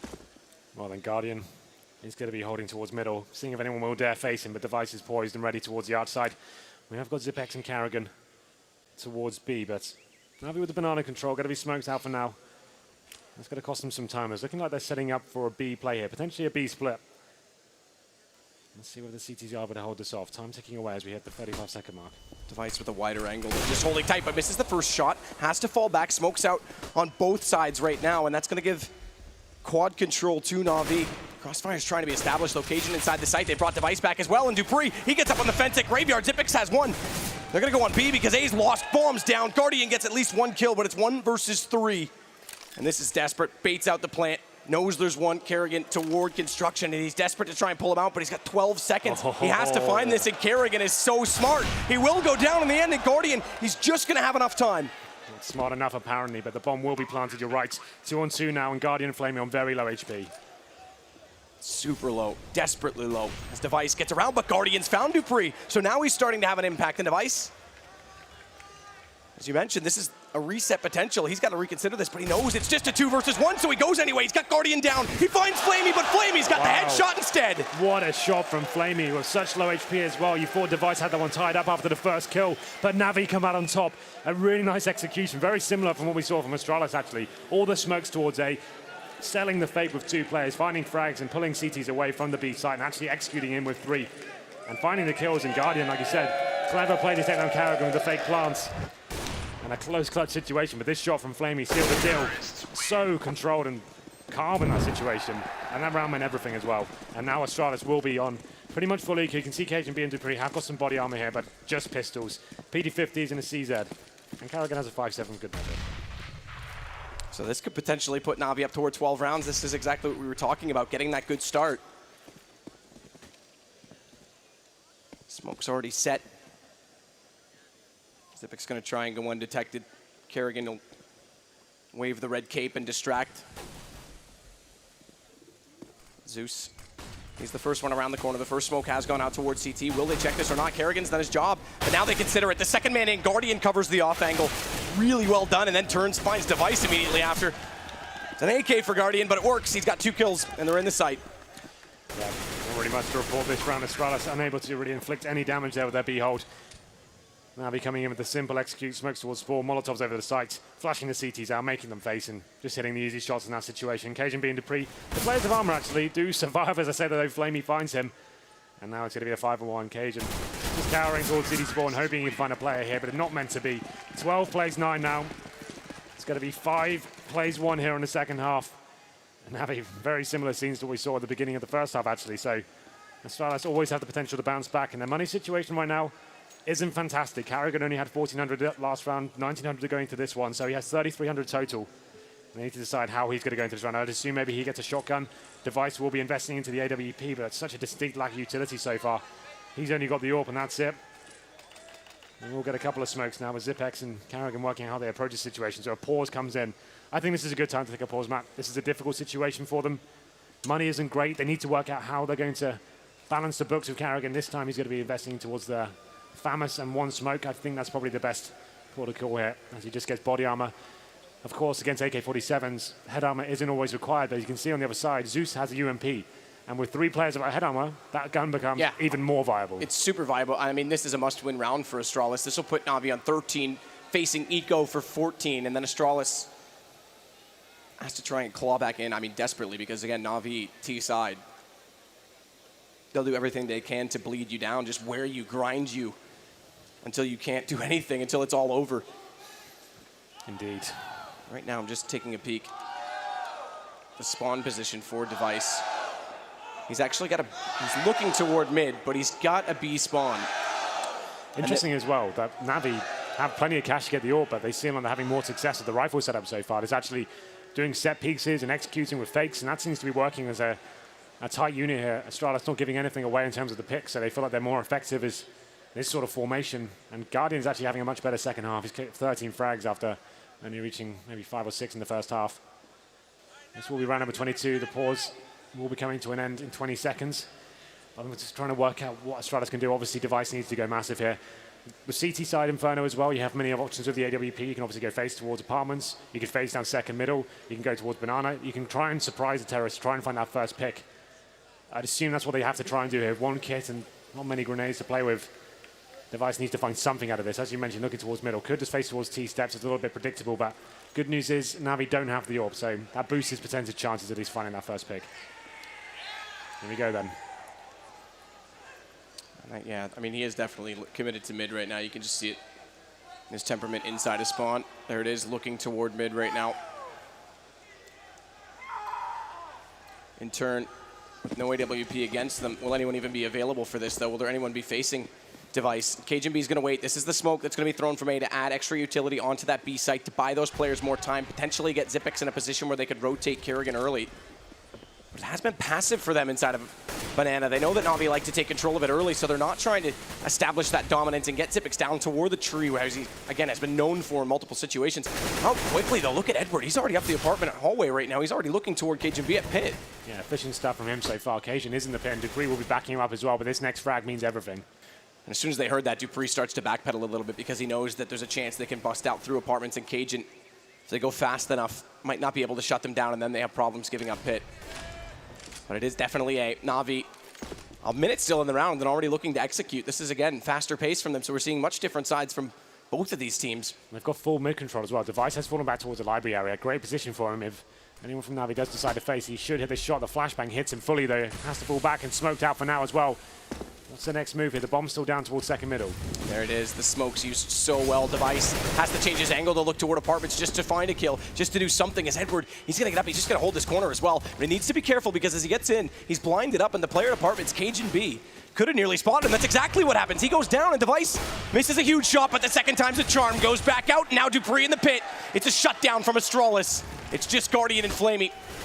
They're desperate to get in. Dupree's got the other. Pops up. Flamey gets at least one kill back, but it's him versus 4. Nearly gets Xyp9x. A little bit scary and close, but it is Astralis. It was actually a really nice execution from Na'Vi there. Looked really promising. They'd pushed the AWPers back, smoked off the key areas, but going one by one through the smokes, it looked like a little bit too easy for Cajun B up in the apartments there. Did a lot of damage from there, and at that point, Device is able to reposition himself from library and just miss a shot before he actually gets another one. So a lot of time granted before Na'Vi made their way onto the bomb site. And it brings things against 12-10, sorry. But that's the first round. The reset potential coming in once more. Their money's still not fantastic. You see Famises are out on Carrigan, but they have got a lot of grenades this round. All back out on Guardian this time. A change of pace for them. It is, yeah, still passive again. Xyp9x at the top of Banana. Guardian, he's just waiting at the back side of apartments right now, the T side of apartments, for anyone to push. So this will just let the AKs go to work, try and get that map control. So we're not seeing the aggressive hybrid style from Guardian yet, where they try and use him to get the first pick. They use him when they get toward the sites. It looks like a Banana right now that's going to get a little bit more attention from Na'Vi. Indeed. 4 players towards that side of the map. We have got Flamey holding the flanks towards apartments. CTs still have smoke grenades. Xyp9x has one. Carrigan has the incendiary, so they can hold them off when the push comes in. Still a minute to play with. Now they don't have to fully commit to this side, but the smokes, will the execute start to come? Will they be committing towards this? Smoke on spools. I think they're waiting for the reaction and seeing if the CTs throw anything back. They still have 2 smokes available, make it 3 actually on the terrorist side, and that's the smoke they wanted to bait out from the CTs with so much time to play with as well. That's perfect news for the terrorist side. And Device is yet to budge on that archway side. He'll be the first rotation, but they don't have information yet on Na'Vi's positions. Molotov to go toward the back of the site, in toward new box. Xyp9x though playing over closer to Evo. Orange is 1, the Orange is 2 failed. It didn't land, so they actually still have Kerrigan in position. He might be able to do something there, and it does. A failed Molotov, they're not ready for it. Device rotates fast, cuts 1 from CT. But Edward gets back into Xyp9x, and it's a 2-2 trade with bomb going down for Na'Vi. And they're smoked out for now.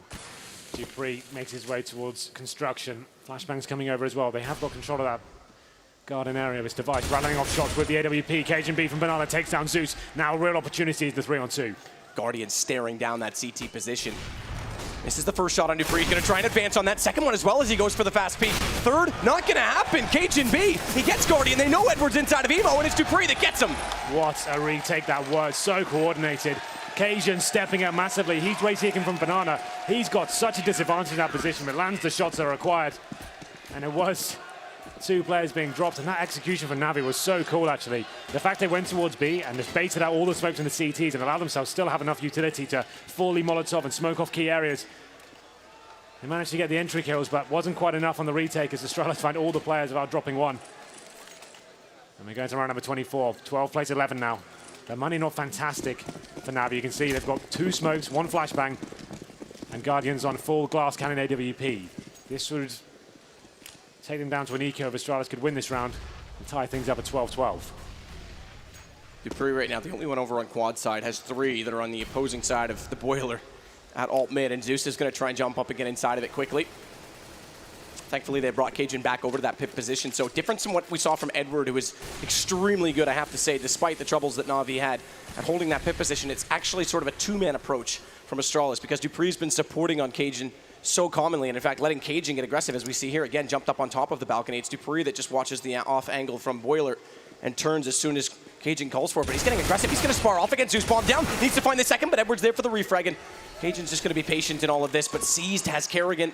1 rotator already down. Device has to cover in. Oh, toward the Chuck. Slow reaction. Can't find it, but Cajun does drop bomb. It's still a refrag. Pit's given up. This is really good for Na'Vi. Yeah, Device had the chance to get a couple of frags there, not landing the shots this time. 3 on 2. And Na'Vi, with that final smoke, will be locking him out as he has to decide to push through. Zipex coming from quad. Can he get this next kill? He's going to take a hell of a lot of damage there. And I don't think this is viable now for Astralis. Edward, though, catching Zip at the top of mid. Device has to fade away. So the reset, it's not going to come in. As mentioned, Device, if that kill had to come in, that would have been massive because everyone's in 3 digits right now in terms of money on Na'Vi's side, so it would have been a lot harder for them to try and rebuy into this. Yeah. Well, he will be saving the AWP. But Na'Vi, such a low buy from them. Like I said, Guardian, Glass Cannon, they had 1 smoke and a flash to play with. They're staying as a tight unit, getting the mid control, and working as a trading machine as they make their way to the A start, and Device won't save the AWP. You're absolutely right. Money in Astralis camp isn't fantastic, you know. They could buy this with 2 players, sub 4K. You can see Dupree and Zipex on 3,000. They will be buying up into this. He's going to go with the Max 7. Zipex can't really do much more than a 5-7 in armor here. As you're going to round number 25, not a single kit. And once again, Astralis up against the ropes. This is a huge round for Na'Vi. If they were to win this one, it would actually be almost full eco for Astralis. So this round map, although we're at 13-11, could mean map points. Absolutely the case. Guardian again on that AWP is just going to hold the bottom of middle as Edward. All things considered. Dupree with that shotgun trying to play close at top mid. It's not often you see it outside of Boiler. Normally it's inside the stairwell at apartments, but Flamey's going to be the one heading that direction. Finds out that it's clear. They've already Molotoved in through Boiler, through the hole in the wall, and cover off the bedroom as well. Dupree's desperate for this. Needs to be careful not to overextend to his right. He'll be faced, but he does get Edward. That's one way to use a Mag 7. What a shot that was. That's all they needed. Something to give them the advantage going into this one. And they're still inside of these apartment positions. They haven't given up on this thought just yet because they know it's a Mag 7. So what else are they lacking in their buy? Do they have these rifles up? That's the question. They still don't have that information on where the M4s, if there are M4s playing. I'm sure they expect some, but how many and where? Well, Na'Vi being very slow and methodical right now. Going to be bunching up towards the quad side. It's going to be Dupree and Cajun B with the crossfire. Device not far behind as well. What's the next movement was Na'Vi this time? They've given Guardian so much space here, though. He's already overlooked Pit. He's covered off toward the statue, but by the time he finds the man inside of it, Dupree's going to be facing the flashbang. It's not quite there, but he does actually tag up Cajun B through the edge of the truck. That allows Zeus, but good position. Again, Dupree, the Mag 7 tries to go for the jump. Needs to find the next kill, but it's Zeus instead. And suddenly now Bomb will go down, and as you said, this round had everything riding on it, and they're still considering it. They know how important it is. Kerrigan's going to push through the smoke, try and wrap back through quad. Zipex has to distract, flashbang out to try and support him around the corner. But it's 2 players inside Pit facing him down, one of which is Guardian. And now they know it's not possible. Oh, that's it. Na'Vi looked a bit hairy at times as Dupree. They found 2 Max 7 kills, but it wasn't enough. The crossfire's not really working out for them. It's Guardian that legged the first player and Zeus to finish him off. as they made their way onto the A site. And like I said, a huge round there. Zipex just with a 5-7. Carrigan does save an M4.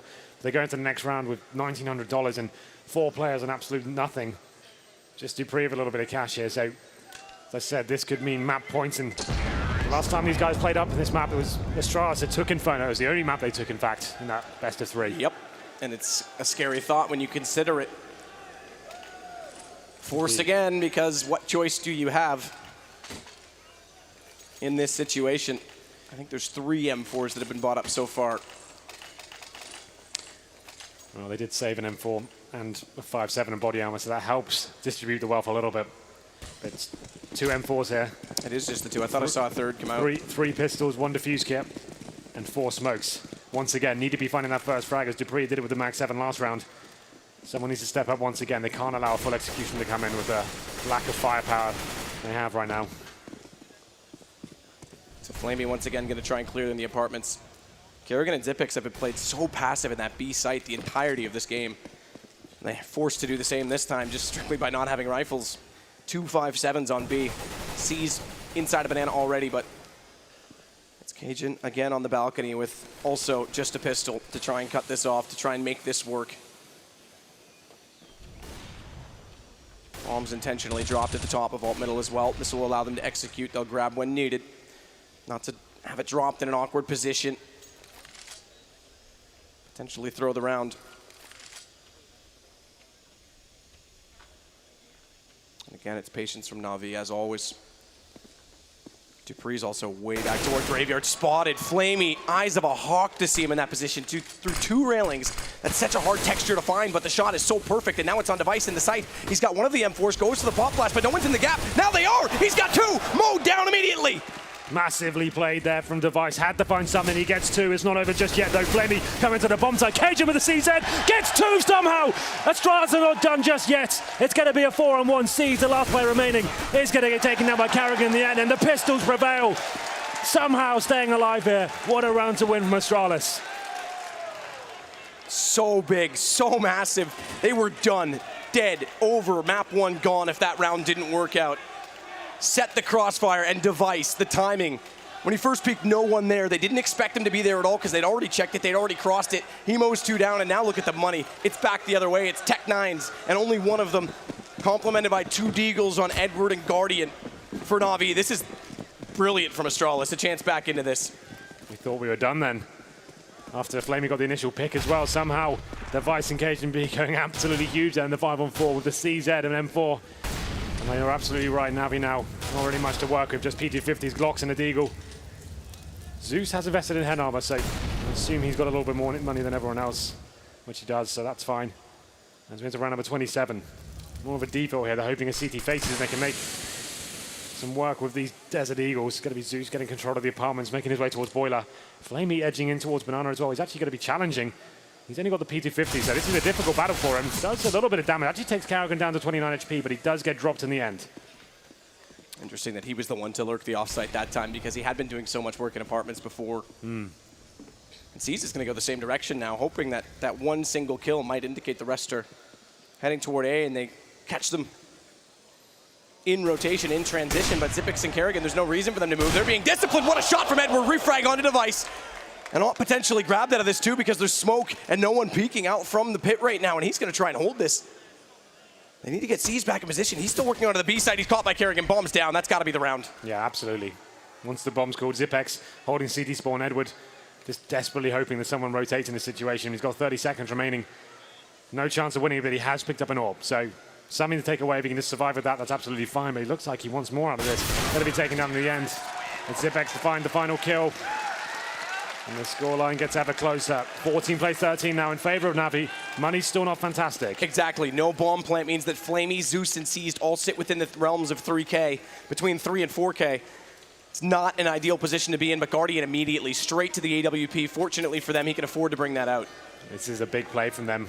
They could have allowed Astralis to get to 14-14 and had tons of cash going into the next one, but they want to get to map point right now. A pause coming in. I think that's a sensible time to take it as well. This is a huge round going forward.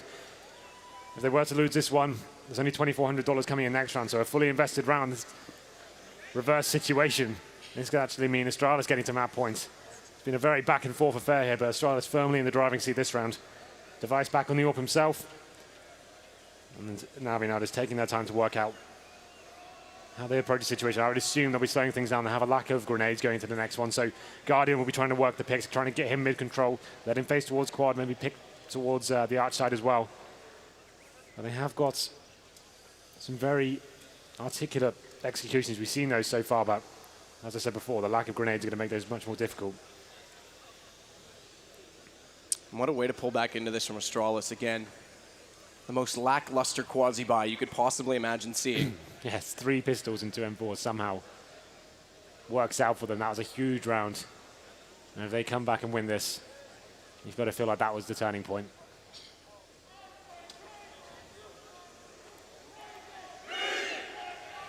There's an old chant.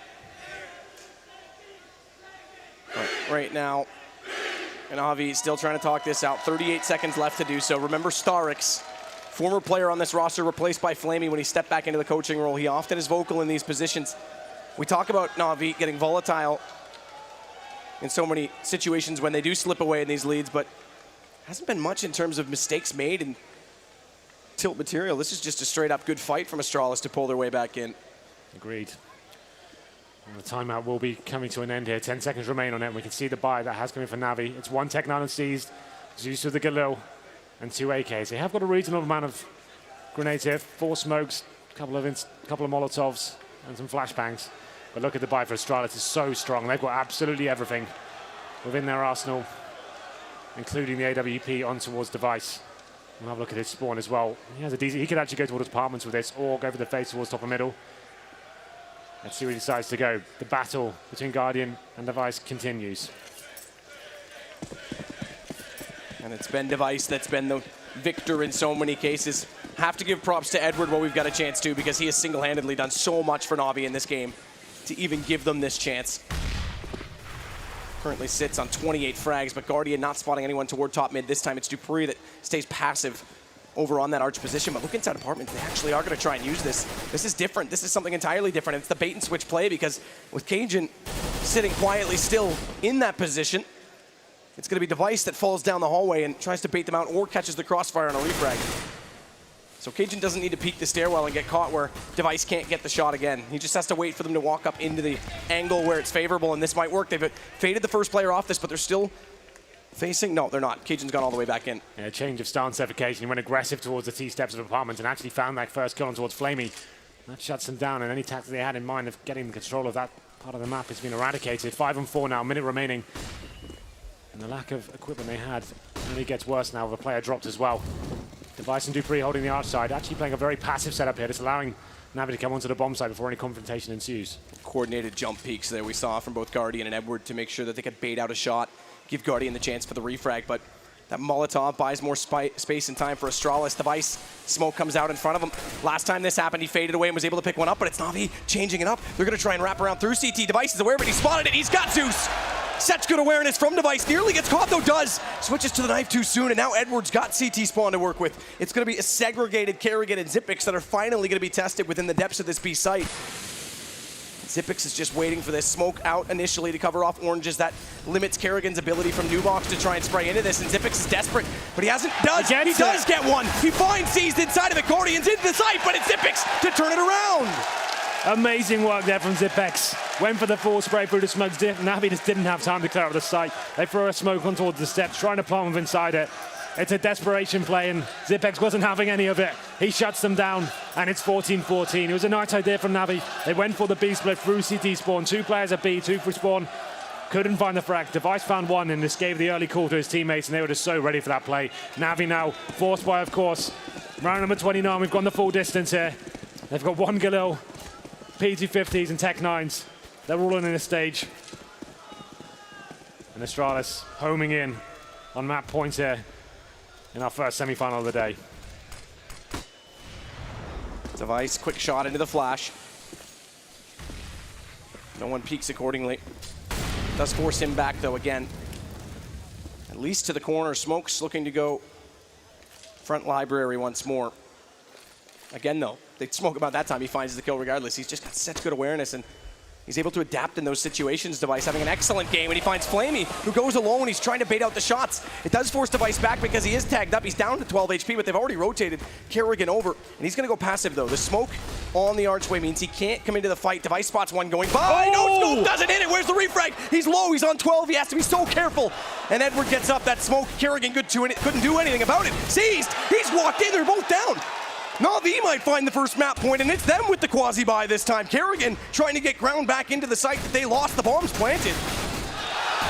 That's almost going to seal it. It's just Kerrigan 1 versus 4. What an audacious play that was from Device to give his frag away like that, but Kerrigan's not done quite yet, although he may be as he's making his way towards CD spawn. You're absolutely right. Na'Vi with 4 pistols and a Galil somehow get themselves to map point. And it actually lost the first frag as well. It's Device who's 12 HP. What a weird decision from him to run out. He could have given the information. He's called the player's gone past. He's going for a no-scope. It's so high risk. And I think it was miscue because he was expecting Kerrigan to push out and cover him off, but he was still smoked in that arch. He couldn't do anything about it. So Device literally put him in no man's land. Put himself in no man's land. And it's crazy. That's haunting. Not to mention C's. You got to give him credit. 2 picks on the arch, or the pit side. All he had to do was allow that player to run past and then just hold the angle to stop anyone else joining him. They've got the information that they had players in the pit, and that's a massive round for Astralis to lose, and now we are straight back into this and actually have the lead now into round number 30. Astralis need this just to take us towards overtime, and Navi can finish this right here, right now. Guardian onto a rifle this time, not going to have the AWP. Despite that Devices was available at the end of the last round, they didn't grab it, they didn't go with it. They want a fast execution. They want to try and let Guardian use this rifle to complement the entry frags, the lurk play that Flamey's been trying to use, and Zeus right now is going to go ahead and take over Banana once more. So again, pandering out across the map, Na'Vi trying to get that control.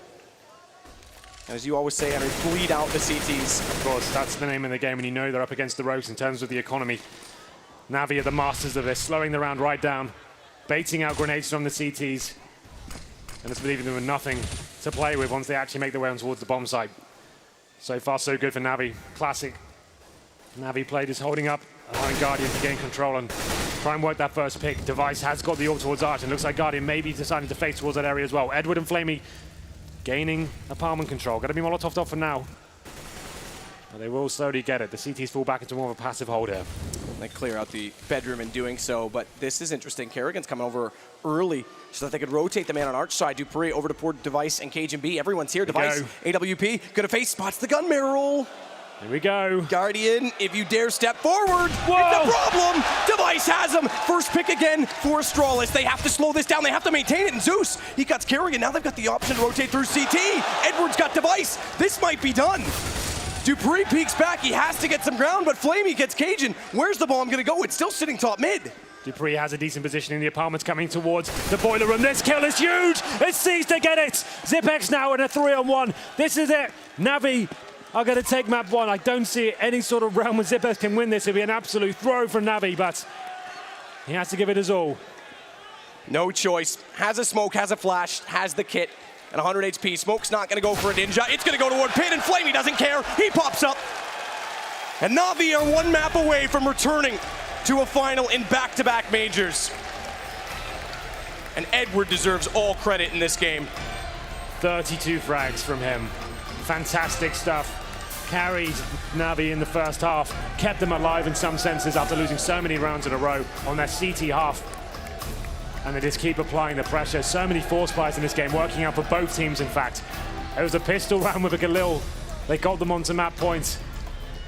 And after losing the first frag once again in the final, Device unable to hold on to the AWP, and the wrap around the bomb site is just too much for them. Zipex unable to win the 3-on-1 clutch.